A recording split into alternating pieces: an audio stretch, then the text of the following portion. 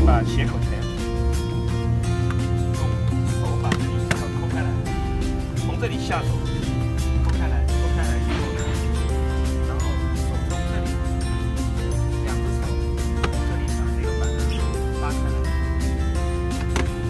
拉开以后就能看到这个插头，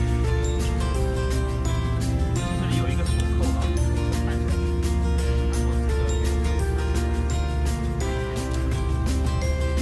退出来以后呢，就用这个斜口钳把它边上的这两个凸起把它剪掉。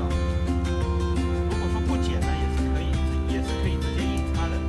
这两个是它原厂插头防错的这个作用。然后这个黑插头我们因为买不到，所以现在这个插头就是和它标准是一样的，这样就可以对插了。插完以后锁住，再拉一下。接下去再把我们启动模块的这个插头插回原生的插头，那这个模块就简单装好了。这模块就直接放在里面不会插进去，然后把这个板推回去，然后把盖板装回去，这样就完成了。就这样，放电。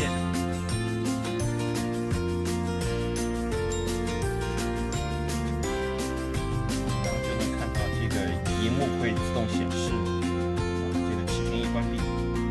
这位车友他调的是英文版，所以这个指示灯已经自动点亮了。